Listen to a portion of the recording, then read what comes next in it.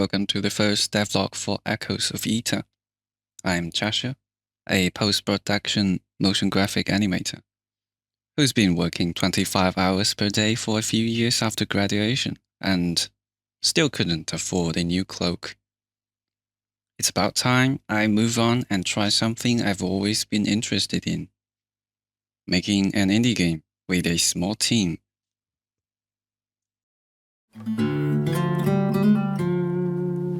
First of all, what is Echoes of Ether?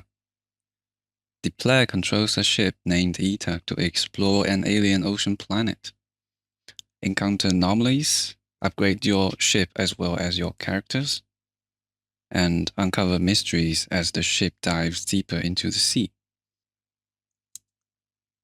The name comes from the idea of the Ether equation in fluid dynamics that is used to calculate underwater acoustics, which is fundamental in understanding the behavior of sound waves in different fluids. A few moments later. It gives you sci-fi vibes. That's what I'm trying to say. This is planned to be a sci-fi co-op survival game that focuses on combat, resource management, and a huge amount of random events.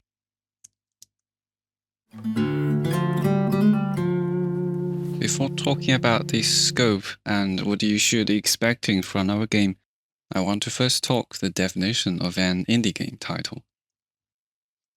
When a game is created by individuals or smaller development teams, probably 1 to 8 people without the financial and technical support of large game publisher, they are usually called indie games.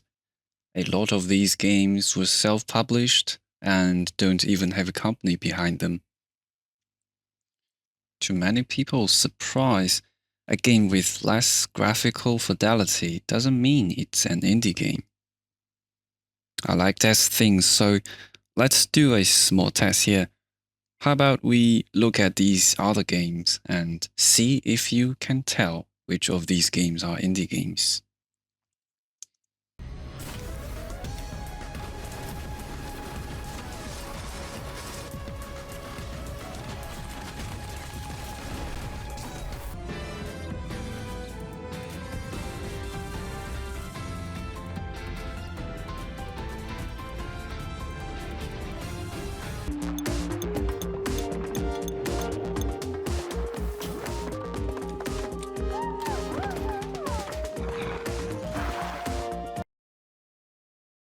The first one is an indie game and was initially made by a 2-student team from the University of Washington using the Game Maker engine, which is an engine for non-programmers, if I remember correctly. The game was already very successful before Gearbox founded them to do whatever they want. So, they are not indie anymore after getting that amount of resources and a market management team. I would say Powered is not entirely indie because they have a bigger team and more resources than most indie devs. They have money to outsource tasks during development. Right now, they are not indie for sure after selling so many copies. Not an indie. By the time they made Oxygen Not Included, they had around 35 people working on their project, which is huge. Clay is an even bigger company now, with more than 100 people, multiple offices, and a handful of resources. Also, Clay is now owned by Tencent, which is a huge Chinese company famous for gacha games and microtransactions. Like many large AAA companies, they make dozens, if not hundreds, of games each year. So, how many right answers did you get from these examples? I hope you get most of them correct. You must be very intelligent if you at least have one right answer. Here's a nice little treasure chest for you. Oh, almost forgot the experience pack as well. The point is, That being indie means we have very limited resources. It's unrealistic to expect a very deep game that can have the same level of polish as professional full-time teams that are founded, unless they are too busy being office politicians or salary thieves. Or we are too powerful. It's problematic to scope creep this game into something impossible to finish. But underscoping is more dangerous in my opinion because no one would be interested in this game anymore in the first place. Let's just say I plan to make it grow into something big, but my team and I can only deliver a unique experience with Foundation. For much deep content, we need to secure a reasonable amount of funding to make it possible. Now you know what you can expect from our tiny indie team. If you are into something unique, but don't mind if it's not as polished as larger games, or just want to see a project starting small but has the potential to grow into something big, then I might have good news for you. 2,000 years later. Are you tired of greedy business wanting to milk you from your favorite IPs? Are you tired of microtransactions, politics, and agendas overreaching in the game? Tired of more survival games that ask you to make a stone pickaxe and later make a new one out of 2,000 kilograms of copper? Look what they have done to Timmy by not giving him a game that is true to the advertisement. Now he's depressed in his early 20s.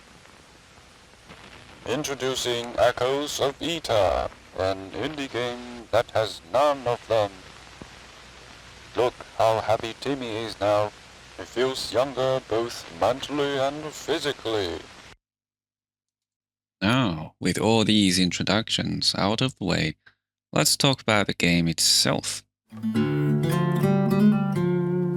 To make it easy to understand, I have colored all potential contents that we want to make, but don't have the resources to pull off just yet, in pink. For instance, we plan to expand it into a co-op multiplayer PvE game as each player takes control of one character in the beginning of a run. Doing multiplayer networking will probably take 3 times the workload for a game like ours. It's only optimal for us to design a game with multiplayer features in mind, but not make it right away.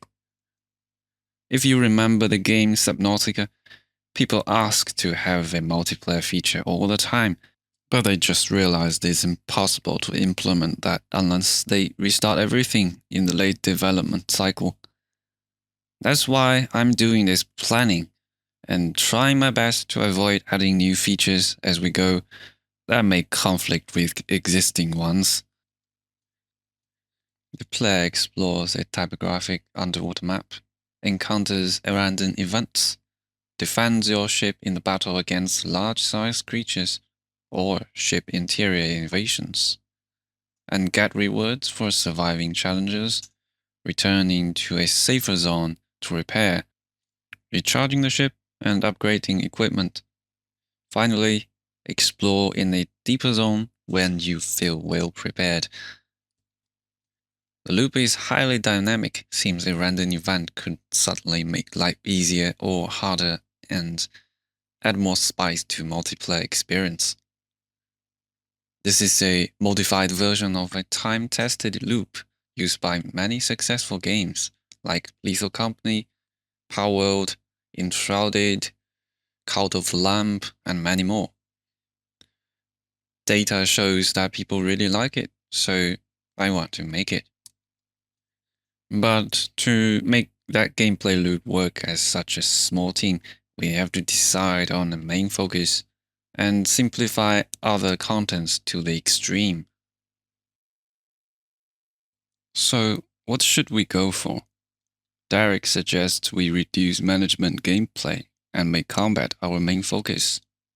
After some research, I did realize that the real-time action genre is more popular, especially when there's combat in it. So that's what I plan to do this time. Now, there are 2 types of combat in our game: ship scale combat and interior combat. The former means you need to pilot your ship and fight, or bravely run away from large creatures that of similar size of your ship. Interior combat is just platformer combat in this case. There are 3 types of creatures in this game. Dweller class creatures, very small compared to ship size, cannot do damage to ship hull, but will try to get inside if the ship hull is damaged.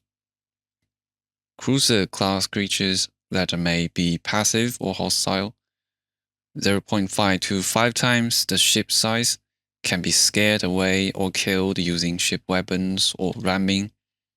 Leviathan class creatures that are 10 to 100 times of the ship size, indestructible, normally passive, but can swallow the entire ETA ship. Ship combat is a very complicated topic and requires all foundation systems to work together. For our first test version of the game that only contains early game contents, the player will only have passive defensive abilities. It's not necessarily a bad thing though. We will have more time to test it. Most importantly, makes the player feel like there are dangers out there that she or he cannot ignore, and gives very good progression feedback when they finally get weapons to stand up against something they used to be afraid of. Oh heaven! Echoes of ETA is a perfectly balanced game without any exploits. I will destroy everything and loot babies in front of their parents for extra biomass. Now let's have a look at what will happen if a creature invades your ship. The ship has many rooms, with elevators being the only way of reaching different floors. When there's a big enough hole inside one room caused by either events or someone's excellent piloting skill, water will start to flood that room with chances of dweller class creatures getting inside. Some creatures uses their big brains and decide to attack everything in the same room. Some creatures will suck your ship's power. Some of them may just breathe too fast to cover everything, causing all functions to not be usable. This endangers the production modules you spent resources to build in the same room and poses a big threat to your production lines. Airlock doors are the key to blocking invaders from reaching other safe areas. But bear in mind that doors have limited health, and the chaos party spreads to the next room once it's broken, along with more water. So, get prepared and fight these invaders with your guns, or install more auto turrets, ask more players to manage the ship together, and build more NPC robots to help you defend the ship. I have simplified crafting and building mechanics. People don't like complicated crafting systems anyway. It would be dumb to spend too much time on that. Just keep things very simple and automated, and skip all material inventory or chest sorting tasks. Make them into one universal storage for the whole ship that can be upgraded for more storage space. The building mechanic has been simplified to the point it almost looks like a tower defense building system. The player can pick one of the modules that are available in the same sized slot. For instance, an size 1 module can only be installed onto a slot that is size 1, but you have some different size 1 modules for you to choose from, whether it's an oxygen bank or a charger station module. So far, we have 3 sizes of pre-made module rooms that you can active by spending power.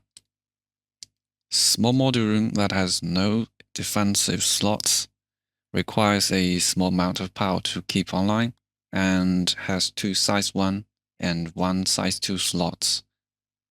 Medium room has 2 size 1 defensive and 3 size 2 slots, requires more power in comparison. The large module room is equipped with 2 size 1 defensive, 2 size 2, and 1 size 3 slots. And here are some module samples if you are interested in what they might be in terms of functions. Moving to how you can gain resources in this game. To keep it simple, you pilot the ship and using the Moonpool collector to gain resources. Aside from more rare materials from excavation drones and random events. The Moonpool collector needs probes to retract large minerals around the ETA ship and allow the Moonpool claw arm to collect. The player will play a minigame that is inspired by the good old gold miner in order to achieve that. Once you have the ore, it is time to refine it with the Moonpool refiner arm to continuously gain multiple types of materials from one successful catch, at the cost of your ship's power. I'm hugely against grinding in a game, especially a survival game, so we're making it high risk and reward, which is making successfully getting an ore hard, but one ore can provide ship-wide power and crafting materials for more than 20 minutes. Of course, there are many other things the Moonpool can collect, so the player will be looking for different types of things to collect, not just getting an ore and call it a day. Also, the ship requires biomass or sunlight to recharge, so the player won't be able to get a crazy amount of materials in the anomaly zone without returning to the surface and recharging in the early game. Wait a minute, I thought we were targeting players instead of developers. Do players really want to see this type of stuff? But these things are very technical and boring to record. Okay, fine. I'll show them how the character was animated.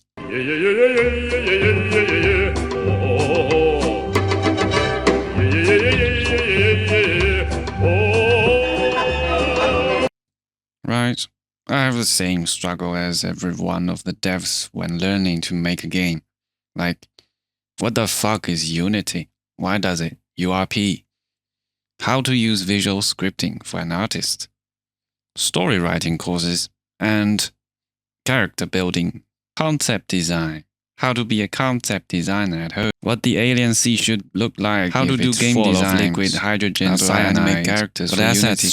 Am I a solo dev and wasting my time when all other team members are not doing anything for months because they are busy?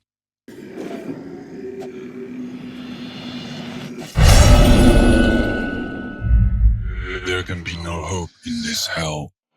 No hope at all. Seriously, I would probably give up if Noma didn't join. And I would have my depression back to a point where I wouldn't be able to do anything. Then AI would replace me in the next 2 years, so I'd be found on the street begging for prompts. The situation was so dire that even the therapist I talked to was driven insane and sent to a psychiatric institution. The good news is we are finally on the right track. I know I shouldn't spoil too much, but I guess then no one would know what this game is about. So, the game was set on an alien ocean planet named Nereid 42. The planet is a lot larger and has extremely high atmosphere pressure compared to real-life Earth. Visually, it's a beautiful planet with blue and purple colors, but the ocean on this planet isn't really water. The human race is almost extinct in this world due to a war. Your ship AI named Pulse discovered this planet that radiates unnatural readings. So it wakes you up from the cryo chamber to investigate this anomaly planet together. Here are some voice test samples for Pulse I did. Please walk around the current chamber to complete the first step of hibernation recovery. Check. To interact with objects, Please retrieve your mechanical parts from equipment storage. Check. Please note that some equipment can only be used by mechanically modified personnel due to safety constraints. Detecting a unique signal from a nearby underwater cave system. Depth 164 meters. Location uploaded to the data.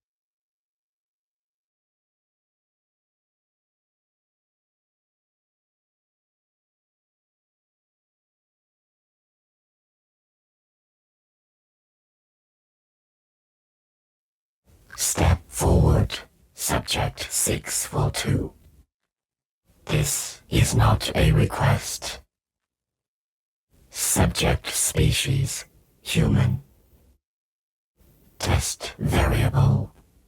Subject 642 has performed level 3 experimental genetic modification. The overgrowth on the right arm has been removed before scenario tests. Test result. Failure. Total test length 271 hours. 29. Hey, you are still here. I hope this first video served its purpose of giving you a proper introduction to the project. If you are interested in the gameplay structure and learning about what features will be in the game, I have left our planned gameplay concept page for you to check out in the video description. If you are also willing to support us, remember to hit like and subscribe to the channel for future updates and get notifications when we push our playtest versions for you to play. Maybe. Now, I should get back to making the actual game, but don't worry, more shorter videos are coming when we have interesting updates and good content.